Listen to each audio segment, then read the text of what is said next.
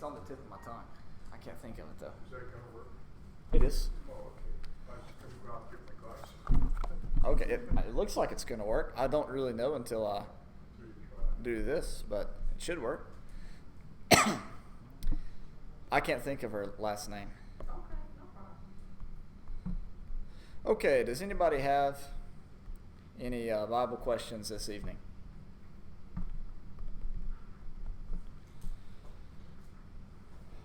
Bible questions this evening, okay. We're in Revelation chapter 21 tonight. Revelation 21. And this passage is really important for us in our study this evening because there is a growing section of the church coming from different preaching schools, particularly I think Lipscomb University is where one of the main proponents of this idea is, about Revelation 21. So there are, we'll say three. There are three major views of what the new heavens and the new earth is in Revelation chapter 21. The first one, well, we'll actually just try to I'll make you guess all three. What might one of these views be of what the new heavens and new earth is? The people. So it's talking about, I'll put this one down here on number 3. So it's talking about the new covenant people, the new creation, the church. What are other two options that people go for? Gary? Right, so this is the big one that's popping up now, is restored earth. This idea teaches, this is the idea that's popping up a lot, especially in younger preachers, and coming from a lot of preaching schools, and one guy in particular, David Lipscomb, is really who's got a lot of interest. One other guy that's got a lot to do with this view is this really extraordinary Bible scholar when it comes to the Apostle Paul named N.T. Wright. Have any of y'all heard of N.T. Wright? He's an Anglican Bible scholar, but he's done a lot to try to bring people back to to Paul's Jewish Hebrew roots in his writings. So he's done a lot in connections with the Old Testament, or rather the New Testament's use of the Old Testament. But one of the things that he believes in is this idea of a restored earth, and so he's got a little issue there. But this is what a lot of people are starting to believe. They believe that one day in our future, at the end of time, that Jesus is going to return and basically destroy the universe as we know it and bring it back to a Eden-like state. Genesis chapter 1 all over again. Bring us back to that type of situation at the end of time or at the end of this existence. The first view, and probably the one that a lot of you are raised on, not me. I kind of had a special opportunity always holding this third view of it, talking about the church due to a preacher named Foy E. Wallace. But a lot of us probably were taught that this is talking about heaven. In fact, when you read Revelation 21, it might be really hard for you to read it without your mind defaulting to heaven. When you're reading about no more tears, no more death, no more pain, no more crying, you probably default in your mind thinking about heaven, where you go when you die, right? And this is a very reasonable position to take from our perspective, because we sing songs about it, we hear lessons about it, no more tears, all these things. We'll stroll the streets of heaven, we'll sing and we'll shout, right? And the city four square, John saw it coming down, and we all know it's talking about heaven. At least that's what we're taught. But the majority of us, if not all of us now, hold to this third view that it's talking about God's new covenant people. And we've talked about that quite a bit in our studies of Isaiah 65 and Isaiah 66, as well as 2 Peter chapter 3, we've talked a lot about this idea of what the new heavens and the new earth is. So the reason why I bring this up is so that you know. And so if you run into this position of this restored earth, you're not going to go, what? I've never heard that before, because you have heard it before. So I've shared that with you, so now you got it to know that you can be aware of it when you hear somebody talking about Revelation 21. Now, Revelation... Oh. So which one of them is the correct one? I think it's this one. Because let me ask you a question, Ms. Zelda. Take a look at verse 2. He says, I saw the holy city, New Jerusalem, coming down out of heaven from God, made ready as a bride adorned for her husband. Who is the bride of Christ? Church. The church. So it's not heaven. It's not a restored earth that's the bride of Christ. It's the church. God's new covenant people, that is. So that's the way that I would explain the chapter. All right, let's look at Revelation chapter 21, beginning in verse 1. He says, I saw a new heaven and a new earth. For the first heaven and the first earth passed away, and there is no longer any sea. The word first here does not necessarily mean number one, like number one, then two, then three, then four. It can just mean former, or the beginning heavens and earth. Whatever the heavens and earth is in discussion is passing away in Revelation is what is under consideration in Revelation chapter 21 and verse 1. Now, something about the first heaven and the first earth, real quick. There are some people who believe that Genesis chapter 1 is talking about not the creation of the earth, but they believe it's talking about the creation of God's covenant with Adam, is the way that they view it. So a lot of people say, well, that is the first heaven and first earth, because it's talking about God's covenant in Genesis 1:1 that passes away. They have a lot of real technical reasons for holding that position, but that's not what I believe. I think this is talking about the law of Moses and that covenant surrounding the law and the temple and all that passing away. But if you read some literature by people who take our view of Revelation, there's a lot of them that believe that Genesis 1 is talking about the formation of God's covenant with Adam. So, if you get any books by people that write on the book of Revelation, just know that you might run into that. So what he says, the first heaven and first earth, he's talking about the heaven and earth that flees away in the previous section. Now keep in mind that the entire book of Revelation is a comparison between the old Jerusalem and the new Jerusalem. Basically, it's describing a war that takes place between these two. A power struggle between the old Jerusalem and the new Jerusalem.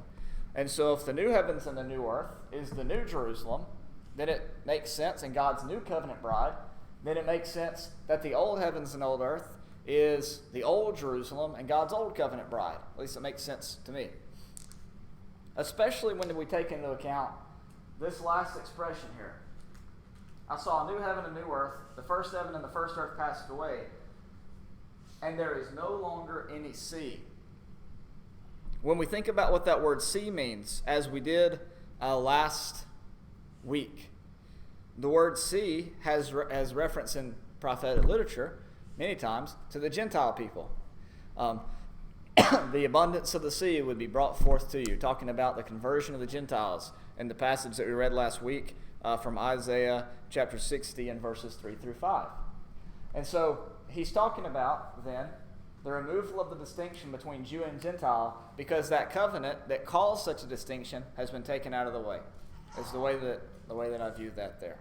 Well, it's just a recreation of the church, where there is no, but Paul said there's neither Jew nor Greek, nor born nor free. That's right. There's no distinction, like the old under the old heaven. If this is what it means, the old heavens, the old earth, there was a division where the Gentiles were not included. That's right. Whereas now in the new heavens and the new earth, that distinction had been moved out of the way, so there is no more sea. When he says no more sea, there is no more Gentile. There is no separation between the two. That's it. That's it. That's it. Hosea chapter 2 is kind of interesting for this. Let's look at Hosea chapter 2 and verse 12. Verse 11 and following. We'll look at that. He says, I'll put an end to all her gaiety, her feasts, her new moons, her Sabbaths, and all her festal assemblies.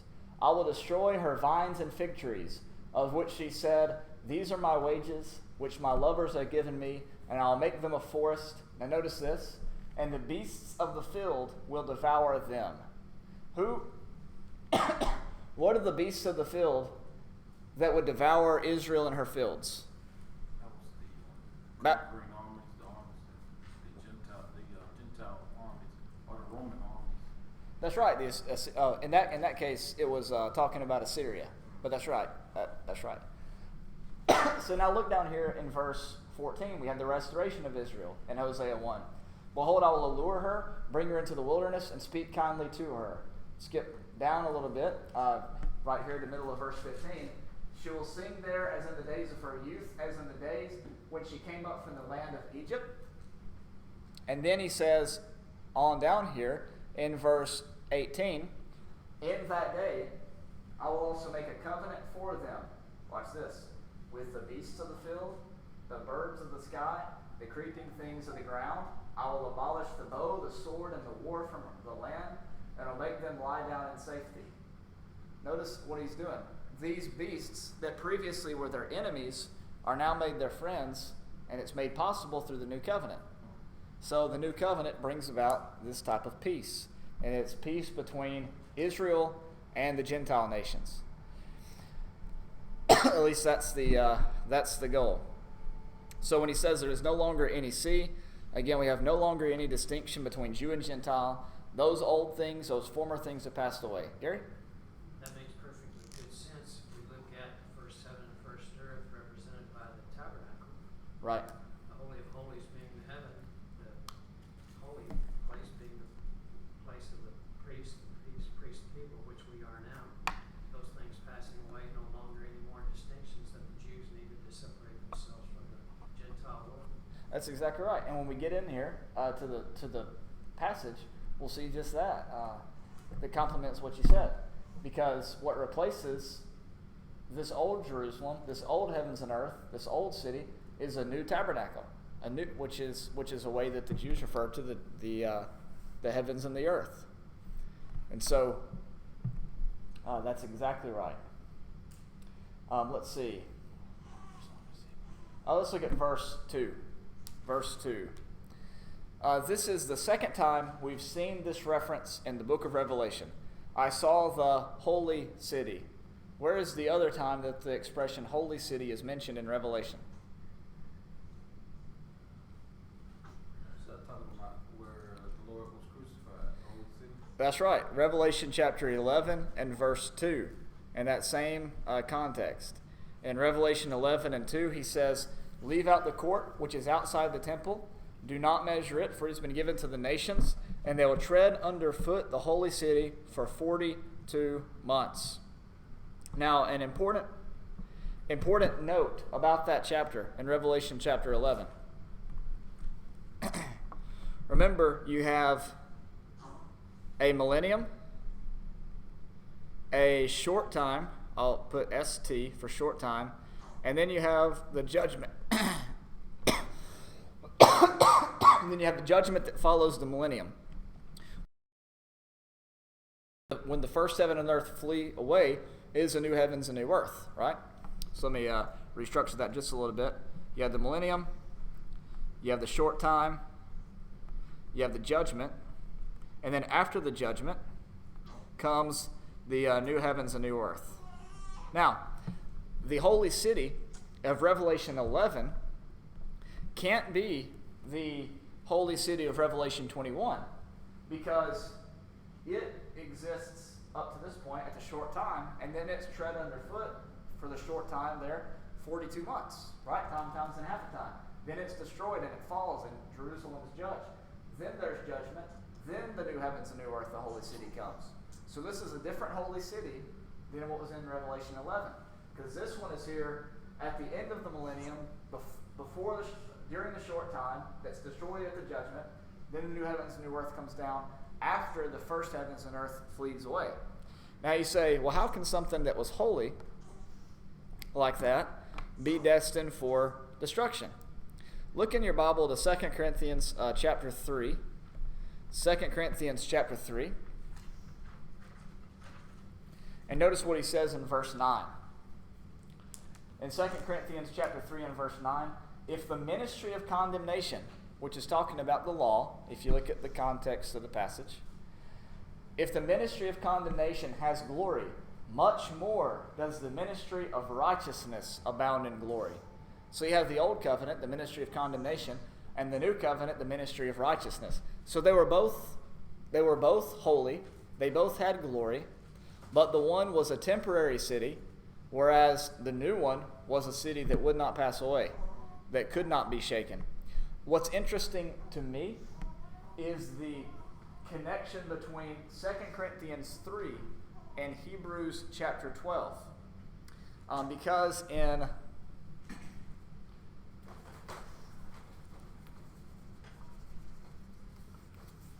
real quick for you, 2 Corinthians 3 and Hebrews chapter 12, 18 and following are talking about the same thing. 2 Corinthians 3 and Hebrews 12, they're talking about the same thing.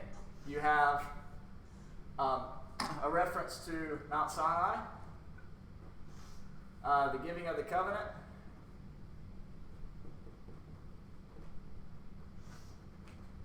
and then the removal of it, the shaking of it. And the same thing happens in Hebrews 12. It takes you to the mountain. It reminds you of the covenant. And then it talks about the new covenant and the removal of the old. And so 2 Corinthians 3 and Hebrews 12, 18 through the end of the chapter are parallel texts. Obviously, we could go on. Galatians 4, Revelation 21, 2 Peter 3, Galatians 5.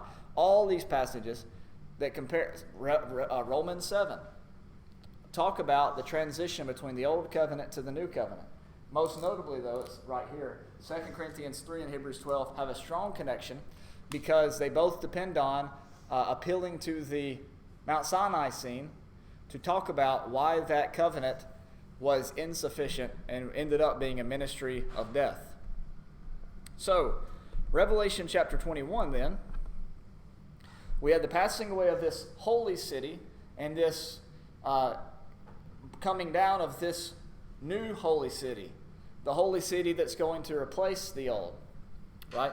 The holy city that the holy city that the old one was based on. It was a type or a shadow of the one that was to come. Up to this point, does anybody have any comments?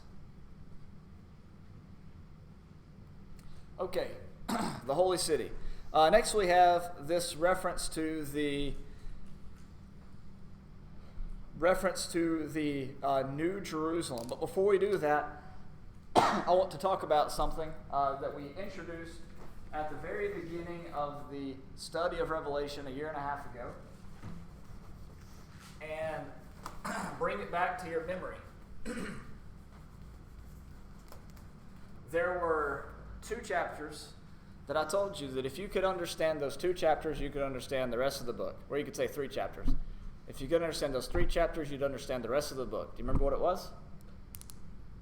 Revelation 1 through 3. Because Revelation 1 through 3 tells you who the audience of the book is. It tells you when the events in the book would happen. It tells you where they would happen. And then it gives you a whole bunch of foreshadowing in chapters 2 and 3 to future sections of the book. The harlot of chapter 17 is foreshadowed in Jezebel. And we talked about how the book of Revelation, or rather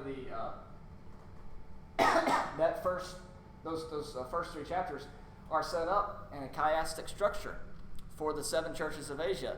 The first church mirrors the 7th church. The second mirrors the 6th. The third mirrors the 5th.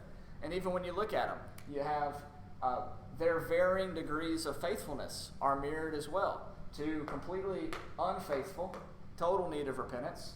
It's partial in 2 and 6, if I remember correctly. 3 and 5 are also mirrored in there in the makeup, but 4 is the longest section. It's the center of the 7 churches, and within it you have this thing about Jezebel, and that foreshadows Babylon. But in all of these chapters, rather in all of these sections, you have references at the very end of each one. He who has ears to hear, let him hear. And then what is the very next reference always about, regardless of how it says? The word starts with an R. Nope. Because not all the churches have to repent. R-E-S, resurrection. When he says, he who has ears, let him hear what the Spirit says to the churches. Then he says also, to him who overcomes, I will, and then he has this little line. That's what it was actually. To him who overcomes. Sometimes he says, I'll give to eat of the tree of life, which is in the midst of the paradise of God. What's that referencing? It's referencing Genesis chapter 3, right? And then you have, I'll give unto him, the hidden manna. I'll give you a crown of life, white robes, all these things relating to resurrection. And then what you have in Revelation 21, see, it mirrors that. So 1 through 6, or rather, chapters 1 through 3 promise resurrection. And that includes the white robes, it includes this new name, it includes the eating of the tree of life. And then what you have at the very end of the book, in chapter 21 through 22, is the reception of those promises in the New Jerusalem, where death is no more, where pain is no more, where the tree of life is received. All these things that you have there, all right? So in Revelation 21 in verse 2, we have this. I saw the holy city, the new Jerusalem. Now there's a lot of places that we could go to talk about the New Jerusalem. At the very beginning of the book, he does say this in Revelation 3:12. He who overcomes, I'll make him a pillar in the temple of my God. We're about to be introduced to that here in just a moment. He will not go out from it anymore, and I will write on him the name of my God and the name of the city of my God, the New Jerusalem, which comes down out of heaven from my God, and my new name. You see there? So the New Jerusalem was talked about at the very beginning of the book. But there's a couple of places outside the book of Revelation that talk about the New Jerusalem. 2 in particular that I can think of, but you could stretch it out to 3 at least. Does anybody know where those references are found to the New Jerusalem? Hebrews 1. That's it. So the New Jerusalem is, Gary mentioned Galatians 4 in one of the very last verses. Galatians 4. What does it say in Galatians 4? Do you remember what it calls it? The Jerusalem above. And then what does he say? The mother of us all. That's right. The Jerusalem above, the mother of us all. Hebrews chapter 12, it just calls it the New Jerusalem. In fact, not only does it call it the New Jerusalem, but go take a look at Hebrews chapter 12. Notice what he says. In Hebrews chapter 12 and verse 22, he says, does it call it the New Jerusalem? It calls it the heavenly Jerusalem. Oh, my bad. But notice what he says.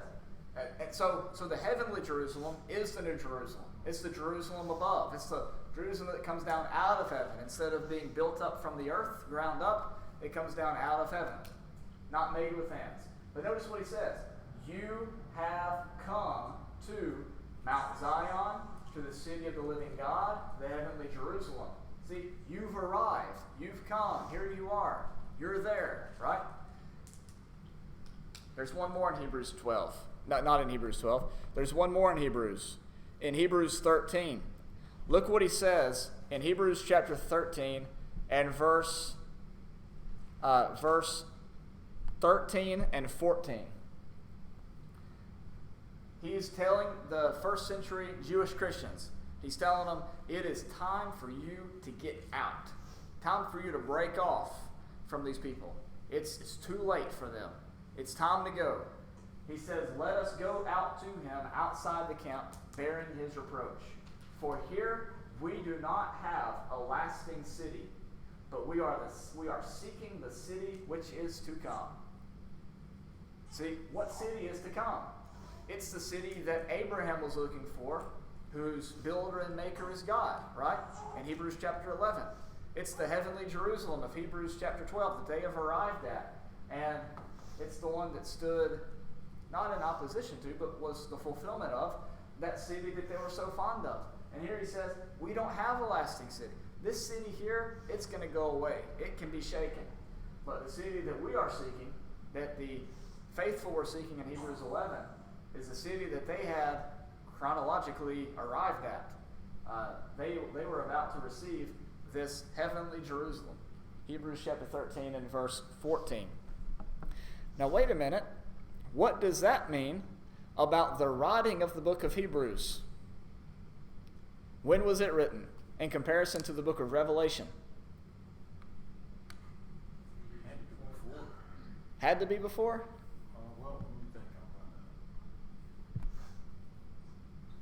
about that. It could have been written before,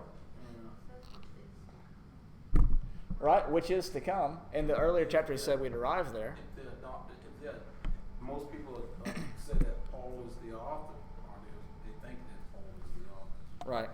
So, I would say Let me it had to be written before Revelation. Let me look at the death of Paul.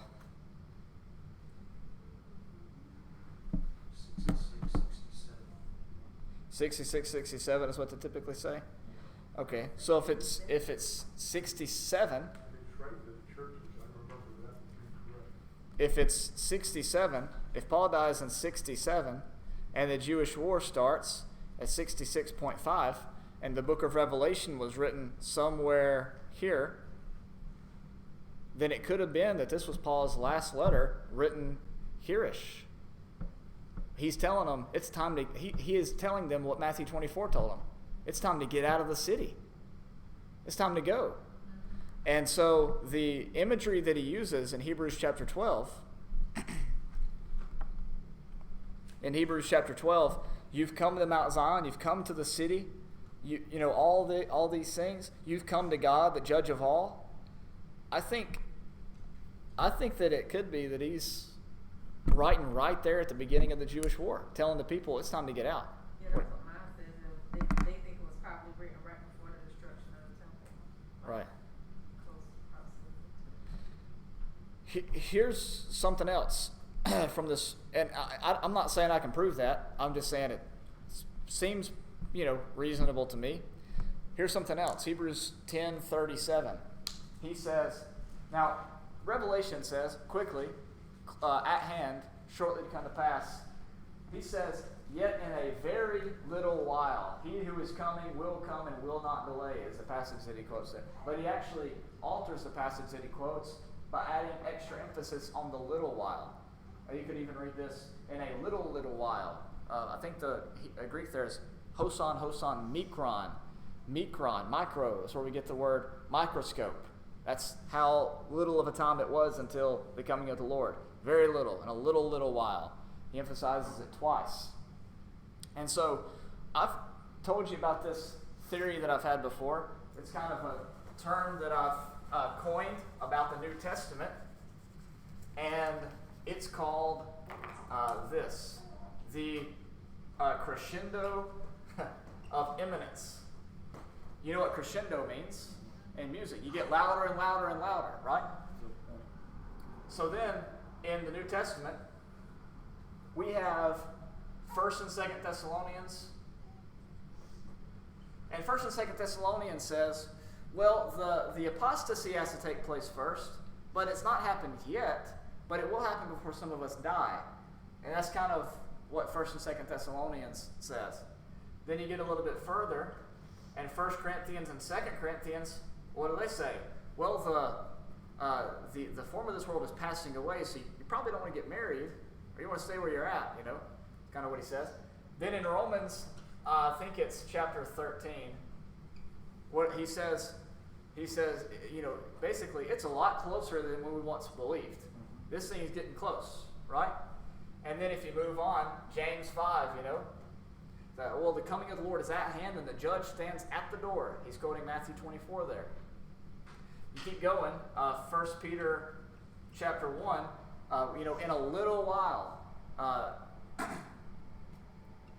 we must be pressed in a little while, and the end of all things is at hand, and the time must come for judgment to begin. And then you have Hebrews chapter 10, who says, in a little while, he who is coming will come and will not delay.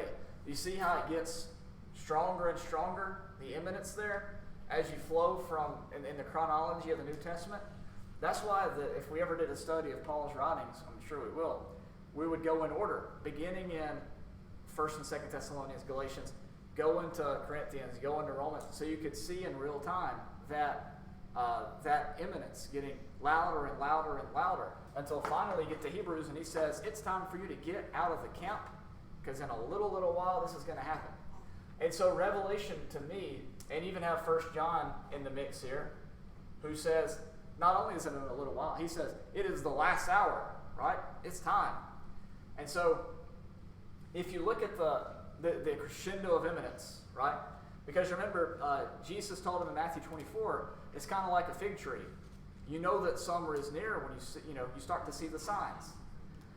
And so as the signs were seen, they were able to be more and more, and the Spirit led them to be, more and more exact in their wording. And so it seems to me that Revelation would fit right in here with these books. I don't know if you could put an order on it, but I kind of tend to think that the book of Hebrews, the book of Revelation still gives you some hope, repent. It's at hand. John is even told in Revelation 10, you're going to have to go out and prophesy before peoples and kings and nations again. So there's still some time there, even though at the end of the book he says, if you're wicked, remain wicked. If you're righteous, remain righteous. Because there's not, he still does give them an offer to repent. But Hebrews is more, this is your last option. You either have to listen to this letter or get ready to be cut off. And a lot of people think that that's why Paul didn't put his name on it, because he knew that if they got the letter and they read Apostle Paul, they would just chunk it and not pay any attention to it, right? Kind of like we do to some letters we get, It's like a solicitor or something. And you see those, it looks like it's like a nice letter to you. And it says Daniel in like handwritten cursive writing, and you're going, but there's no return address. And you're thinking, is this State Farm? I'm thinking it is. And you peek in there and you see the red and you throw it away. So that's what happens to me. Well, that's what they would have done. So people say that Paul didn't put his name on it to try to get people to read it. It's his last call, And so I don't think you can be scientific about that and say exactly, but, the overlapping possibilities that give us room to say it's here or here or here, allow us to put one before the other and one after the other if we wanted to. You just can't be exact about it, because like we mentioned before, in Zechariah he tells you, on the 3rd day of King Darius' 2nd year of reigning. But, here he tells you nothing besides internal evidence. So, we have the holy city, the New Jerusalem, and it's coming down out of heaven from God. Now that's an interesting expression, because typically there's a couple ways you can look at that. One, you can look at it as it's coming down out of the sky. Not heaven as we think of it, like where God is, but God is, it's coming out of the sky to the earth kind of thing. You could also view it as it's coming out of the abode of God to the earth. Another way to look at it is that it is being realized on earth, because obviously it's not going anywhere. It's not a physical thing that can transport itself one way or the other. This is imagery. This is just trying to paint us a picture of the revelation of who Jesus is. The reason why I say that is because in Revelation chapter 12 and verse 8, we find concerning the dragon and the angels, they were not strong enough, and there was no longer a place found for them in heaven. You see that? But then look at the next chapter. In Revelation chapter 13,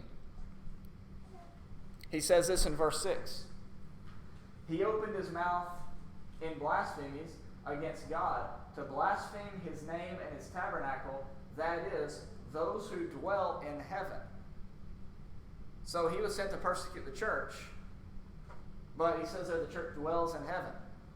You see how the expression in heaven may be used? It could be talking about there are things that hadn't yet been revealed or let loose or unleashed, or something like that.